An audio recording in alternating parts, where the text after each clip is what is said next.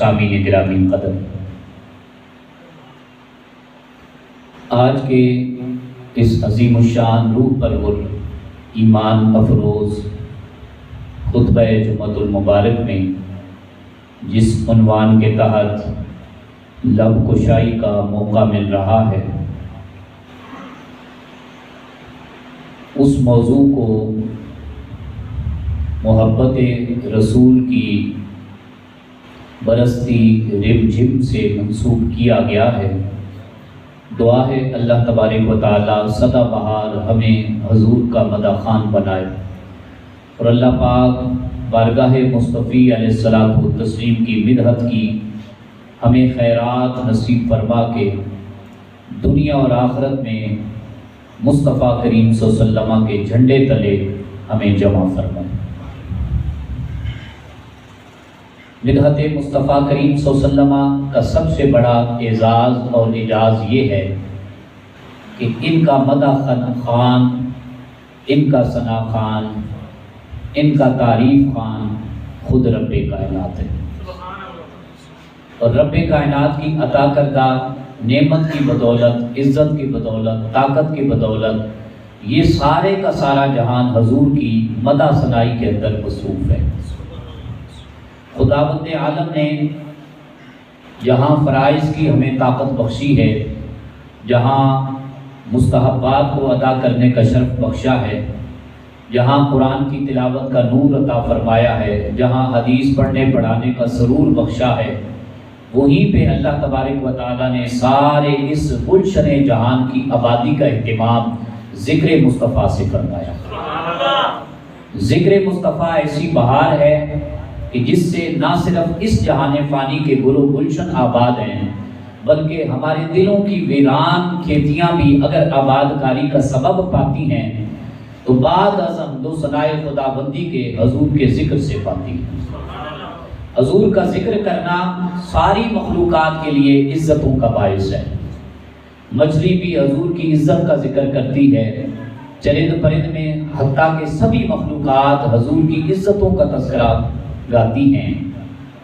اور تو اور صحیح جو گلشنوں گل و گلاب کی حیثیت رکھتے ہیں، مہکتے ہوئے پھول، وہ چمیلی کا ہے، وہ موتی کا ہے، وہ گل لالا کا ہے، وہ گلاب کا پھول ہے، وہ سارے کے سارے اگر آج اس جہان فانی کے اندر اپنی خوشبو پھیلا رہے ہیں اور دنیا کے گلشن کو اپنی خوشبوؤں سے معطر کر رہے ہیں، وہ صرف اور صرف ذکر مصطفیٰ کی بدولت ممکن ہے۔ حدیث کے اندر آتا ہے کہ یہ گلدستے گلاب کے ہوں یا چمیلی کی ہوں، ان میں خوشبو آتی ہی تب ہے، خوشبو کا مرکز یہ پھول، یہ گلدستے بنتے ہی تب ہیں جب تک کہ نبی پاک صلی اللہ علیہ وسلم کی ذات ببرکت پر درود و سلام کی بولیاں نہ پیش کریں۔ تو اس لیے سارے جہان کا وجود حضور کے وجود سے سالم ہے۔ خدا کی عزت و جلال کی قسم، میرے نبی کریم نبی آخر الزمان سرور دو جہاں صلی اللہ علیہ وسلم کا وجود نہ ہوتا، کل جہاں کو وجود نہ بخشا جاتا۔ اعلیٰ حضرت یہاں پہ چپ نہیں رہتے، بول کے کہتے ہیں وہ جو نہ تھے تو کچھ نہ تھا، اور وہ جو نہ ہوں تو کچھ نہ ہو، جان ہے وہ جہان کی، جان ہے تو جہان ہے۔ فرماتے ہیں ذکر مصطفیٰ صرف ہمارا ایمان نہیں، ہماری وجود کے جان کی حیثیت رکھتا ہے۔ اے خاکی پترے ہوش کر ذرا، عقل سے نہ پہچان، حضور کو تول کے نہ ترازو میں تول، بلکہ حضور کی بارگاہ میں عشق کا دامن، محبت کا دامن، ادب کی خیرات آگے پیش کر کے حضور کے مرکز کو، حضور کی ذات ببرکت کو پہچاننے کی کوشش کر۔ حضور تو وہ ہیں جو کائنات کے لیے مأویٰ اور ملجا کی حیثیت رکھتے ہیں، جو منشے خداوندی ہیں، جو مقصد حیات انسانیت ہیں، جو ساری کائنات کے معلم اور استاد ہیں، اس ذات اور اس معتبر ہستی کو ذات رسول اللہ کہا جاتا ہے۔ حدیث پاک میں آتا ہے نبی پاک صلی اللہ علیہ وسلم نے جب مکہ شریف فتح فرمایا، اتنی بڑی فتوحات میں سے سب سے بڑی فتح کے بعد رسول اللہ صلی اللہ علیہ وسلم جب واپس تشریف لائے تو حدیث شہادت دیتی ہیں کہ حضور پاک صلی اللہ علیہ وسلم ایک خاتون خانہ کے دیوار کے، گھر کی دیوار کے سائے میں آپ تشریف فرمانے لگے۔ اتنے میں حضرت جبرائیل امین علیہ الصلوۃ والتسلیم وارد ہوتے ہیں، اللہ کا سلام، اللہ کی بولی پیش کرتے ہیں، حضور پاک صلی اللہ علیہ وسلم اللہ کے سلام محبت کو قبول فرماتے ہیں. پھر جبرائیل اللہ کی منادی، اللہ کا مقصد پہنچاتے ہیں. یا رسول اللہ صلی اللہ علیہ وسلم میں اس لیے آپ کی خدمت میں حاضر ہوا ہوں. اللہ فرماتا ہے یہ جس خاتون خانہ کی دیوار کے ساتھ آپ ٹیک لگائے آرام فرما یا تشریف فرما ہیں، آپ اس سے ہٹ نہیں جاتے، اس لیے کہ یہ پکی کافرہ بدبخت عورت ہے اور یہ آپ کی دشمنی میں حد سے زیادہ آگے بڑھنے والی خاتون ہے. کہیں ایسا نہ ہو آپ رحمت للعالمین صلی اللہ علیہ وسلم ہستی ہیں، وجود کائنات آپ سے معطر یاب ہے، آپ کو یہ نقصان نہ پہنچا دے. اتنا کہہ کے حضور پاک صلی اللہ علیہ وسلم نے خندہ پیشانی سے اپنے چہرے والدعا کو جھکایا. آپ اٹھنے کا اہتمام ہی فرما رہے تھے. اللہ اکبر. آج لوگ رسول اللہ کو ناپنے کی، تولنے کی کوشش کرتے ہیں. تم رہے رسول اللہ کو ناپنے والے اور تولنے والے، جو سدرۃ المنتہا کے مقیم فرشتوں کے سردار جبرائیل امین ہیں، ان کا قد کاٹ بھی ہم تو ناپ نہیں سکتے. کہاں وہ حضور پاک صلی اللہ علیہ وسلم کے دربار رسالت کے امین، کہاں وہ خادم ہستی. آپ اٹھنے کا بھی اہتمام فرما رہے تھے. وہ جبرائیل حضور کی بارگاہ میں حاضر بھی اللہ کی مرضی سے اللہ کا سلام لے کر ہوئے ہیں، لیکن ابھی آپ اٹھے بھی نہ تھے پوری طرح کہ جبرائیل عرش تک پہنچے. بارگاہ رب العلا میں وہ پہلے کا پیغام پہنچانے کا، اپنی محبت کا اظہار کیا، یاد پہنچائی. اللہ نے دوبارہ سے اپنا عزم بدلا، اپنا ارادہ بدلا، اپنا حکم بدلا. دوبارہ سے سدرۃ المنتہا کے مقیم جھٹ پٹ میں، پلک جھپکنے کی دیر میں عرش سے ہو کر پھر فرش پر تشریف لے آئے. حضور ابھی کپڑے مبارکہ، اپنا لباس مبارکہ مٹی سے لگی ہوئی گھر سے جھاڑ ہی رہے ہیں. جبرائیل امین پھر حاضر ہو جاتے ہیں. یا رسول اللہ صلی اللہ علیہ وسلم، آپ کا رب، کائنات کا رب آپ پر دوبارہ سے سلام بھیج رہا ہے. آپ دوبارہ سے اللہ کے سلام محبت کو قبول فرمائیے. حضور پاک صلی اللہ علیہ وسلم نے سلام محبت کو قبول فرمایا. اب غلاموں حضور کا اعزاز دیکھو نا. عزتیں وہ ہوتی ہیں جو خدا بند کے بارگاہ سے نصیب ہوتی ہیں.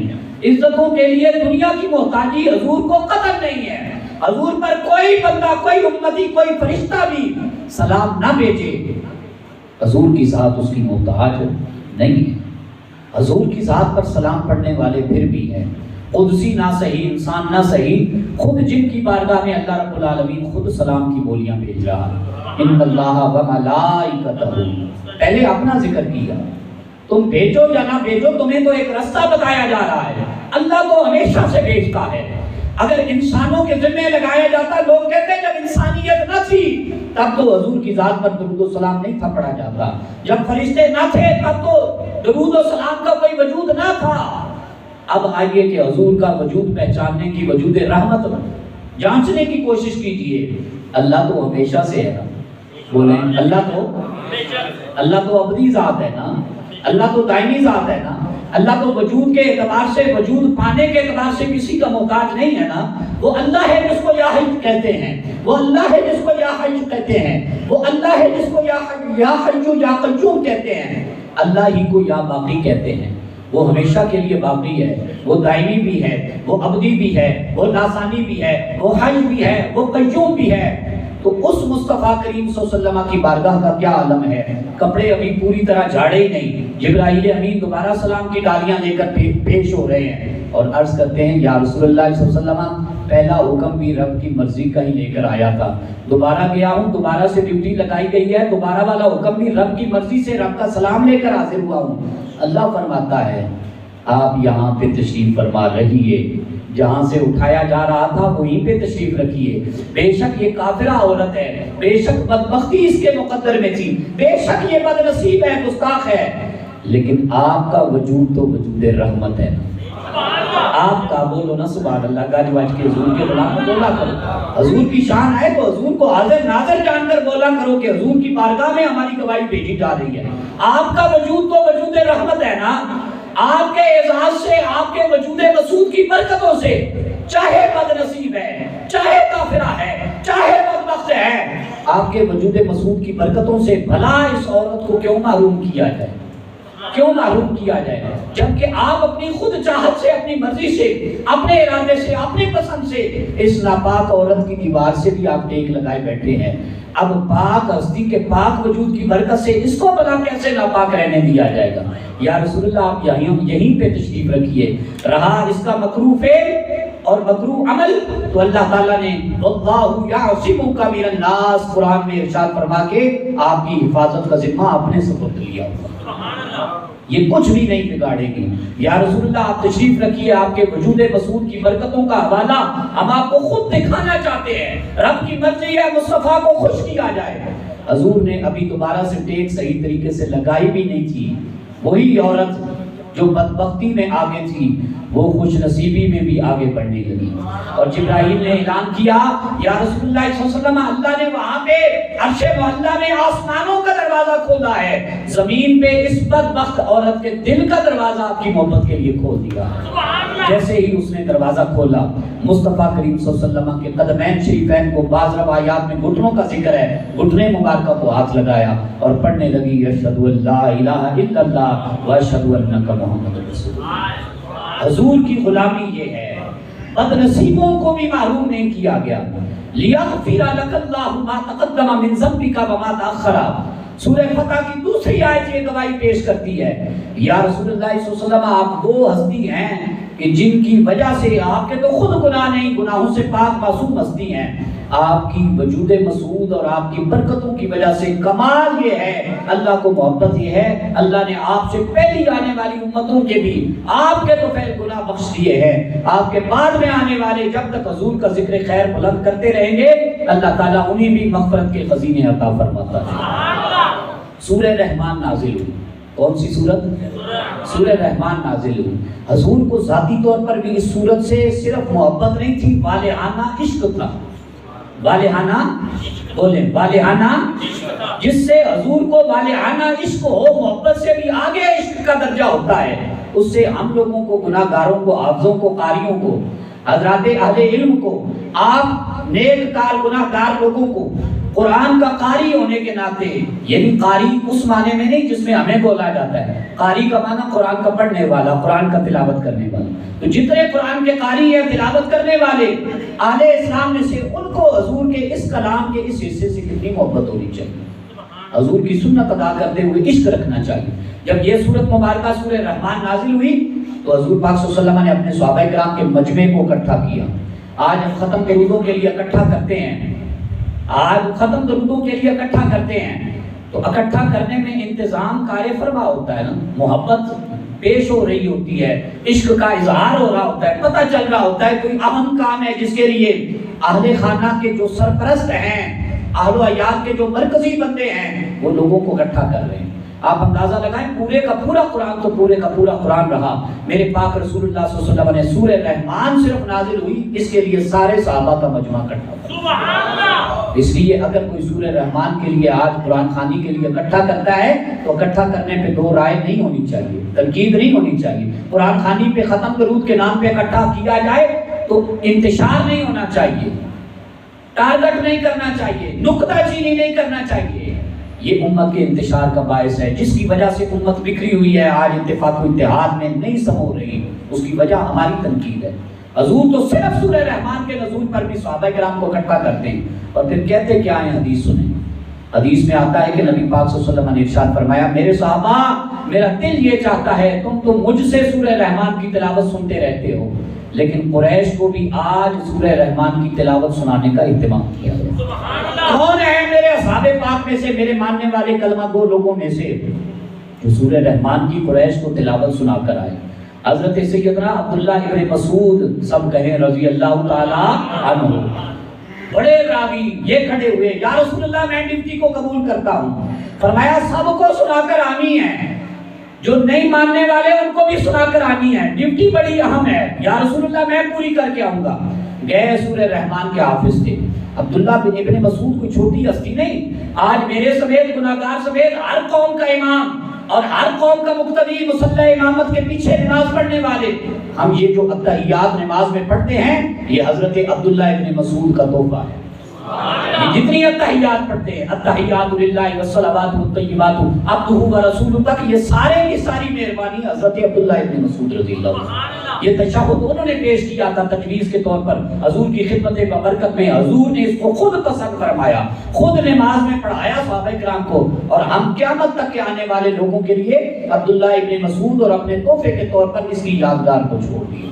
اب اگر کوئی بندہ کہتا ہے میں یہ التحیات نہیں پڑھ سکتا، میں کوئی اور پڑھوں گا، بتائیے نماز قبول ہو جائے گی؟ اس کا مطلب یہ ہوا کہ حضرت عبداللہ ابن مسعود کسی معمولی بندے کا نام نہیں، ہستی کا نام نہیں، یہ حضور کی منظور نظر محبوب ترین ہستی ہیں جن کا قیامت تک نماز میں حصہ شامل کر دیا گیا۔ یہ بھی جاتے ہیں سورہ رحمان کی تلاوت شروع کرتے ہیں، سننے والے سن رہے تھے، ابو جہل لعین بیچ میں آ گیا، کہنے لگا میں نہیں سنوں گا، آپ نے تلاوت برابر جاری رکھی۔ اس لیے ہم کہتے ہیں بلند آواز کے ساتھ اور بڑے جگرے کے ساتھ وثوق کے ساتھ کہتے ہیں، جو قرآن کی تلاوت سنائے گا وہ حکم رسول کو پورا کرے گا، جو قرآن کی تلاوت سنائے گا وہ حکم رسول کا پابند ہوگا، اور جو قرآن مجید کی تلاوت کا منکر ہوگا، چاہے وہ سورہ رحمان ہے کوئی حصہ ہے، وہ پڑھنے والوں کو پڑھنے نہیں دے گا، نہ خود پڑھے گا نہ خود سنے گا، وہ ابو جہل کی سنت کو زندہ کرے گا۔ اب دروازے دونوں کھلے ہیں، چاہے تو نبی کے حکم کو پورا کر لیں، چاہے تو ابو جہل کی سنت کو پورا کر لیں، طریقے اپنی اپنی جگہ پہ ہیں، رستہ نیکی کا بھی کھلا ہوا ہے قیامت تک، رستہ بدی کا بھی کھلا ہوا ہے، اپنے اپنے مقدر کی اور اپنی اپنی بدنصیبی کی بات ہے۔ جب ابو جہل نے کہا میں نہیں سنوں گا تو ابو عبداللہ ابن مسعود نے قدرے بلند آواز کر دی تاکہ اس کی آواز کا روب اور سحر مجھ پر طاری نہ ہو، اللہ کے کلام کے پڑھنے میں تلاوت میں کوئی حرج نہ ہو۔ یہ تھے اصل میں قرآن کے عاشق لوگ۔ آج یہ کہنا بڑا آسان ہے ہم صحابہ کے نوکر ہیں، ہم آل رسول کے غلام ہیں، میں کہتا ہوں انہوں نے تو پہرے داری قرآن پاک پہ کرتے کرتے اپنی زندگیاں، اپنی جانیں، اپنا تن من دھن قربان کر دیا، آج وہ جذبہ کہاں سے ڈھونڈنے سے بھی نہیں ملتا۔ تو عبداللہ ابن مسعود نے جب بلند آواز کی تو ابو جہل کو زیادہ خفگی میں مبتلا کیا، پریشانی آئی، اس نے زور سے تھپڑ نصیب کیا۔ عبداللہ ابن مسعود رضی اللہ تعالیٰ عنہ کے کان کا پردہ، اور زیادہ معتبر روایات یہ ہیں پورے کا پورا کان ہی پھٹ گیا۔ آپ نے تلاوت پھر بھی جاری رکھی، کان سے خون نکلنے لگا، تلاوت پھر بھی جاری رکھی، واپس آئے تو حضور کی خدمت میں آپ کے پہنچنے سے پہلے سدرۃ المنتہا کے فرشتے مکین جبرائیل امین پہنچ چکے تھے۔ عبداللہ ابن مسعود پھٹے ہوئے کان پر، خون آلود کان پر ہاتھ رکھے ہوئے ہیں، حضور کو یہ بشارت دینے آئے ہیں یا رسول اللہ جو آپ نے ڈیوٹی دی تھی پوری کر کے آ رہا ہوں، لیکن ساتھ میں کان کی بھی پریشانی ہے۔ آپ جب حضور کی بارگاہ میں پہنچتے ہیں تو غلاموں آپ بھی سن کر تعجب محسوس کریں گے، عجب منظرنامہ تھا۔ حضور پریشان ہو رہے ہیں، عبداللہ ابن مسعود پریشان ہو رہے ہیں، اور عبداللہ ابن مسعود اپنا مدعا بھی پوری طرح پیش بھی نہیں کر پائے تھے کہ جبرائیل امین فرشتوں کے سردار مسکرا رہے ہیں۔ اب حضور ادھر سے عبداللہ ابن مسعود کے پریشان چہرے کی زیارت فرمائے اور ادھر سے جبرائیل امین کو دیکھیں، ایک پریشان ہیں دوسرے مسکرا رہے ہیں۔ حضور پاک صلی اللہ علیہ وسلم مخاطب ہوئے فرشتوں کے سردار سے، اے جبرائیل امین جی یا رسول اللہ آپ کیوں مسکرا رہے ہو؟ فرمایا مسکرا اس لیے رہے ہیں کہ عبداللہ ابن مسعود کے کان کا پردے کا پھٹ جانا یہ اللہ نے قبول فرما لیا، اللہ اس کا بدلہ لے گا، اسی شخص سے بدلہ لے گا، اور اسی کے ہاتھوں سے عبداللہ ابن مسعود کے ہاتھوں سے اللہ بدلہ دلوائے گا۔ مبارک ہو یا رسول اللہ، آپ کا پڑھوانا قرآن پاک کی سورہ رحمان کی تلاوت کروایا جانا اللہ نے قبول فرما لیا۔ عبداللہ ابن مسعود کا قرآن کا سورہ رحمان کا قاری بن کے سنانا یہ اللہ نے قبول فرما لیا۔ پھر وہ وقت آیا، تاریخ اسلامی کو مٹا نہیں سکتے، کوئی مولوی میرے جیسا نکمہ لکھوانا چاہے لکھ نہیں سکتا، بدلوانا چاہے بدلوا نہیں سکتا۔ آج بھی تاریخ اسلامیہ میں الشفا شریف حدیث کی معتبر کتاب سمیت یہ بات درج ہے، سیاستہ میں بھی بہت سے مواقع پر آئی ہے۔ جب جنگ بدر ہوئی تو حضرت عبداللہ ابن مسعود رضی اللہ تعالیٰ عنہ کچھ اپنے عوارض مسائل کی وجہ سے جنگ بدر میں پوری طرح شریک نہ ہو سکے۔ جب اللہ نے مسلمانوں کو شاندار 313، بعض روایات کے مطابق 317 بدری مسلمانوں کو شاندار فتح عطا فرمائی تو عبداللہ ابن مسعود نرم نرم قدموں سے حضور کی بارگاہ میں پہنچ رہے ہیں، عرض کرتے ہیں یا رسول اللہ صلی اللہ علیہ وسلم مبارک ہو، اللہ نے آپ کو اور آپ کی اتباع کرنے والوں کو شاندار نصرت عطا فرمائی ہے، لیکن یا رسول اللہ مجھے دل میں تھوڑا سا کھٹکا آ رہا ہے، کیا میں آپ کی خدمت میں آپ کی اجازت مرحمت فرمائیں تو میں عرض کر دوں؟ حضور نے فرمایا اجازت ہے۔ عبداللہ ابن مسعود کہتے ہیں یا رسول اللہ کیا میں بدری صحابہ کا جو اجر بنتا ہے اللہ کے ہاں کامیابی پر ثواب بنتا ہے کیا میں اس سے محروم نہیں کر دیا گیا؟ اللہ کے رسول صلی اللہ علیہ وسلم فرماتے ہیں محروم تو کیسے ہو، تیرا تو بدلہ آج پورا کروانا ہے، جا تیری ڈیوٹی یہ اللہ کا رسول لگا رہا ہے، تو جا کے دیکھ بدر کے میدان کا راؤنڈ کر، چکر لگا، اور جو بھی زندہ ملے کافروں کا کوئی سردار یا عام سا بندہ اگر زندہ حالت میں ہو اس کا کام تمام کر کے آ جا۔ اب عبداللہ ابن مسعود تلوار لیے، بعض روایتوں میں نیزے کا ذکر ہے، معتبر روایتیں تلوار ہے، تلوار لے کر جب بدر کے میدان میں پہنچتے ہیں، پہلا بندہ جو آپ کے ہاتھ لگتا ہے وہ ابو جہل لعین اللہ، وہ کرا رہا ہے، وہ زخموں سے چور ہے، وہ بولی بولنے کی کوشش کر رہا ہے۔ عبداللہ ابن مسعود نے جاتے ساتھ ہی تلوار کا وار کیا، اس کا سر اس کے تن سے جدا کر دیا۔ اب پھر عشق ٹھنڈا نہ ہوا، وہ سورہ رحمان کا پس منظر بھی یاد تھا، جبرائیل امین کی بشارت بھی یاد تھی، حضور کی بارگاہ سے مبارکبادیاں اور ڈیوٹیاں بھی یاد تھیں۔ جب عشق سرد نہ ہوا تو کیا کیا؟ اس کا سر پکڑ کے جو جسم سے جدا ہوا تھا ابو جہل کا سر، وہ خوشی خوشی کے مارے اٹھا کر حضور کی خدمت میں لانے کا ارادہ ظاہر کیا۔ جب اٹھانے لگے تو وہ وزنی تھا، وہ وزنی تھا، خباثتوں سے، علائشوں سے، ناپاک آلودگیوں سے وہ بھرپور تھا، اٹھایا نہ گیا۔ آپ نے ایک کام کیا، ایک رسی لی اور اس رسی کے آگے ایک نکیل، ایک سوراخ کیا، اور پھر ابو جہل کے کان میں بھی سوراخ کیا اور اس کو پھر گھسیٹ کر کھینچا۔ میں نے پڑھی ہے اس حدیث پاک کی پوری تشریح، اللہ اکبر کبیرہ، محدثین نے تو بہت عشق والا کلام کیا ہے۔ انہوں نے کہا ہے یہ بھی اللہ نے اپنے مصطفیٰ کریم کے پاک صحابی سے یہ دکھوانا تھا۔ ابو جہل انسان نام کی بھی چیز نہیں تھی، مسلمان تو تھا ہی نہیں، بے ادب تھا۔ اللہ نے حضور کے صحابی کو یہ دکھانا تھا، حضور کو یہ مبارکبادی دکھانی تھی۔ انسانوں کو گھسیٹا نہیں جاتا، نکیل اور رسیاں ڈال کے کتوں کو گھسیٹا جاتا ہے۔ یہ محدثین نے یہ لکھی ہے شروعات کے اندر بات۔ تو جب کتے کی طرح گھسیٹ کر ابو جہل لعین کو عبداللہ ابن مسعود بارگاہ مصطفیٰ میں لے گئے، تو اب پھر پہلے ایک ہستی مسکرا رہی تھی، حضرت جبرائیل امین۔ جب حضرت عبداللہ ابن مسعود نے ابو جہل کی لاش اور سر کے ساتھ یہ سلوک فرمایا تو جبرائیل امین پہلے سے حضور کی خدمت میں پہنچ چکے ہیں۔ یا رسول اللہ آپ کو بھی مبارکبادی ہو، یہ کام تمام کرنے والے عبداللہ ابن مسعود کو بھی مبارکبادی ہو، اور یا رسول اللہ صلی اللہ علیہ وسلم عبداللہ ابن مسعود آ رہا ہے، اس دن کو میں نے اکیلے طرح طرح فرشتوں کا سردار ہو کر مسکراہٹ کے ساتھ ان کا استقبال کیا تھا۔ جزاک اللہ۔ آج میرا دل یہ چاہتا ہے فرشتوں کا سردار بھی مسکرا کر عبداللہ ابن مسعود کا استقبال کرے، اور نبیوں کا سردار بھی مسکراہٹ کے ساتھ عبداللہ ابن مسعود کا استقبال کرے۔ اللہ تعالیٰ کے ارادے میں جو لوگ خالص ہوتے ہیں، اللہ تعالیٰ ان کو ان آزمائشوں سے گزروا کر، جبکہ کان کے پردے پھاڑ دیے جائیں، جبکہ تھپڑ رسید کیے جائیں، جبکہ لہو لہان کر دیا جائے، لیکن جن کی عشق مصطفیٰ اور ادب رسول کی منزل جزاک اللہ کامل ہوتی ہے، وہ لوگ گھبرایا نہیں کرتے۔ نہ گھبرا کثرت غم سے حصول کامیابی کے لیے، شاعر کہتا ہے نہ گھبرا کثرت غم سے حصول کامیابی کے لیے، کہ شاخ گل پہ گل آنے سے پہلے خار آتے ہیں۔ ارادے جن کے پختہ ہوں، نظر جن کی خدا پر ہو، تلاطم خیز موجوں سے وہ گھبرایا نہیں کرتے۔ یہ کانٹے ہیں، ان کانٹوں پر بھی بہار آتی ہے، ان پر بھی پھول لگتے ہیں، ان کو بھی کنارے ملتے ہیں، ان سے بھی خوشبوؤں کے گلدستے مہک رہے ہوتے ہیں، لیکن وقت لگتا ہے۔ آج کچھ لوگ عشق رسول کے دائی بنتے ہیں، محبت رسول شمع رسالت کے پروانے بنتے ہیں، لیکن کچھ وقت کے بعد جب کہا جاتا ہے روڈ پر نکلو، اللہ کے گھرانوں کی حفاظت کرو، اپنے بچوں کو قرآن پڑھاؤ، نبی کی ناموس پر پہرے دار بنو، حدیث پاک کا نور تقسیم ہو رہا ہے اس کو حاصل کرو، تو بعض لوگوں کے اللہ ماشاءاللہ سبھی ایسے نہیں ہیں۔ آج مصطفیٰ کے دیوانے موجود ہیں تو کائنات میں حضور کا ذکر سلامت ہے، آج مسجد سلامت ہے، آج ممبر پر میرے جیسے مولوی نکمے بندے بیٹھے ہوئے ہیں، یہ آپ لوگوں کی قربانیوں کی بدولت ہے، عشق مصطفیٰ کی بڑھتی ہوئی سلامتی والی خیرات کی بدولت ممکن ہے۔ لیکن کچھ لوگ جو اس وقت میں آزمائش کے مرحلے سے گزر رہے ہوتے ہیں، وہ کہتے ہیں ہمارا کیا لینا دینا، یہ تو مولویوں کا کام ہے، یہ تو جو امامت کے منصب پہ فائز ہیں یہ ان کی ڈیوٹی ہے، یہ جو ممبر پر دین کے پہرے دار بنے ہوئے ہیں یہ ان کی ڈیوٹی ہے۔ میں کہتا ہوں محبت رسول تیرے خون ایمانی کا حصہ ہے یا نہیں، بس اتنا بتا دے۔ اگر تو تیرے خون ایمانی کا، جسم کے وجود کا محبت رسول، عشق مصطفیٰ کی سوغات یہ حصہ ہے، پھر تیرے اوپر بھی وہی ڈیوٹی لازم ہے۔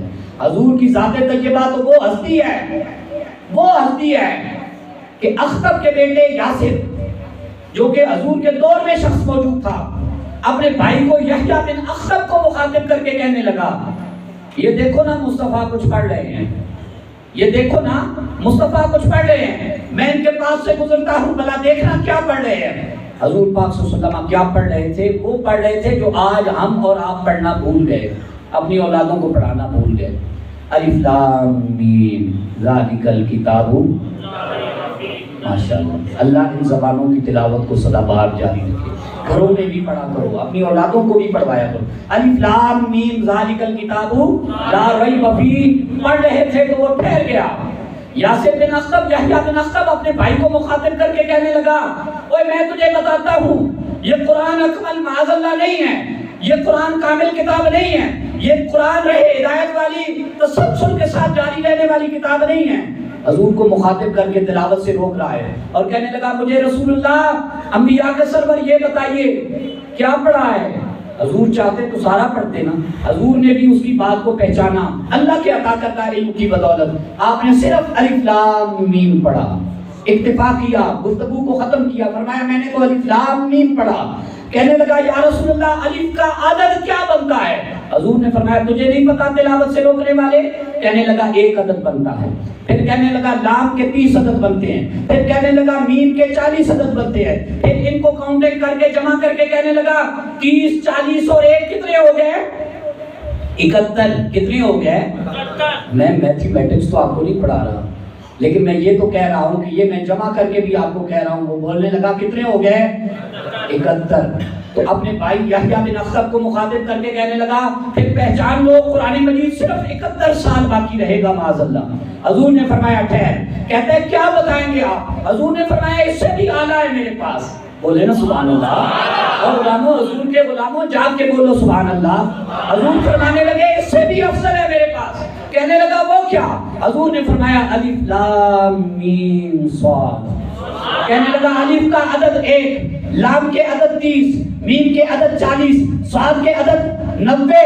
کہنے لگا اس سے بڑھ گئی ہے بات، لیکن پھر کاؤنٹنگ کر کے کہنے لگا اس کے اتنے عدد بن گئے، پھر اتنے سالوں کی تعداد فکس کر کے کہنے لگا قرآن لگتا ہے اتنی دیر تک کے لیے، مصطفیٰ کی شان رسالت اتنی دیر کے لیے۔ حضور فرمانے لگے ٹھہرنا ذرا، اس سے بھی آگے نہ پڑھوں؟ کہنے لگا پڑھیے۔ حضور نے فرمایا الف لام را۔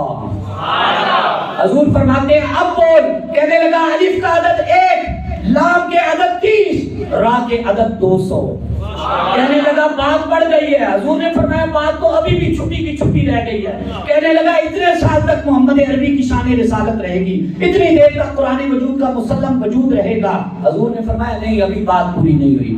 حضور صلی اللہ علیہ وسلم فرمانے لگے الف لام میم را، فرمانے لگے الف کا عدد 1، لام کے عدد 30، را کے میم کے عدد 40، را کے عدد 200۔ فرمایا پہلے سے بڑی ہے بات یا نہیں بڑی؟ اب وہ بندہ بے بس لاجواب۔ حضور فرمانے لگے میں پڑھوں اس سے بھی زیادہ یا ادھر تک بات ختم کرنے لگی ہے؟ قوم کو مخاطب ہو کے پہلے وہ بندہ یاسر بن اخطب جو حضور کے دور کا ان پڑھ بندہ یا پڑھا لکھا بندہ لیکن جاہل تھا، بدبخت تھا، وہ اپنے بھائی کو صرف یحییٰ بن اخطب کو مخاطب کر رہا تھا۔ جب حضور کی باتوں کی تاب نہ لا سکا، الف لام میم کا جواب نہیں اس کے پاس، الف لام میم صاد کا جواب نہیں اس کے پاس، الف لام را کا جواب اس کے پاس نہیں، الف لام میم را کا جواب اس کے پاس نہیں، کہنے لگا لوگو گواہ ہو جاؤ۔ اخطب کا بیٹا یاسر اپنے بھائی کو گواہ بنا کے کہہ رہا ہے مجھے خبر نہیں ہے حضور کے پاس کیا کچھ چھپا ہوا ہے، مجھے نہیں پتا قرآن میں کتنے مخفی خزانے ہیں، مجھے نہیں پتا، میں گواہی پیش کرتا ہوں حضور کی بولی سن کر، اگرچہ نہیں مانتا، نہ ماننے کے باوجود بھی شہادت پیش کر رہا ہوں۔ حضور ہمیشہ کے لیے نبی آئے ہیں اور قرآن ہمیشہ کے لیے کلام باری تعالیٰ بن گیا۔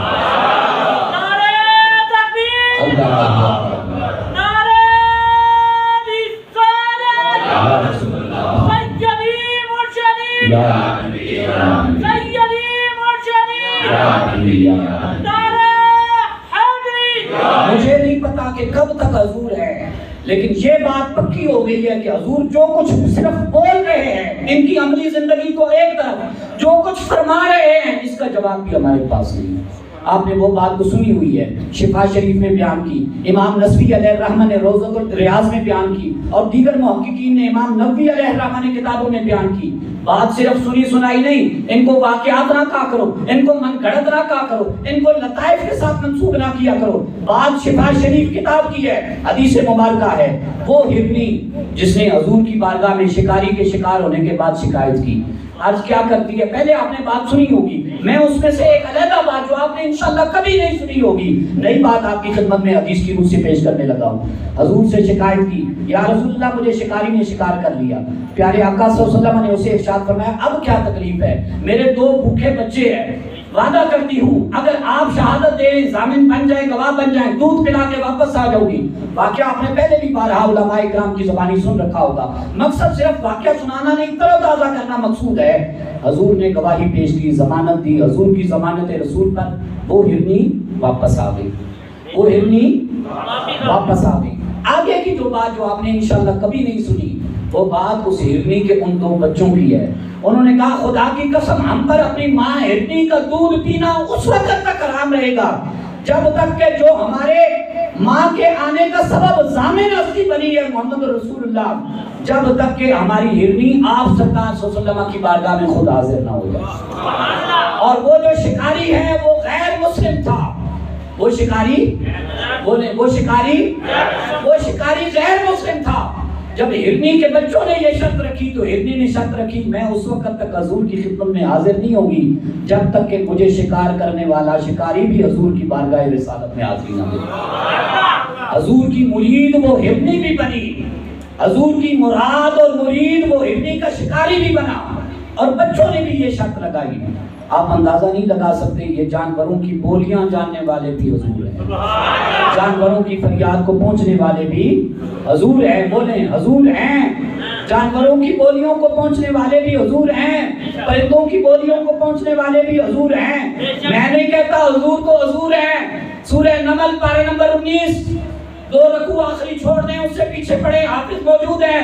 اللہ کا قرآن صرف داؤد علیہ السلام اور سلیمان علیہ السلام کے بارے میں فرما رہا ہے وَعُلِّمْنَا مَنْطِقَ الطَّيْرِ۔ یا رسول اللہ آپ تو آپ رہے، ہم نے تو جناب سلیمان اور جناب داؤد علیہ السلام کو بھی یہ عزت بخشی ہے، ہم نے انہیں صرف انسانوں کا رہبری نہیں بنایا، انہیں جنات کا بادشاہ اور ملکوت ہی نہیں بنایا، ہم نے انہیں پرندوں کی بولیوں کا علم بھی سکھایا۔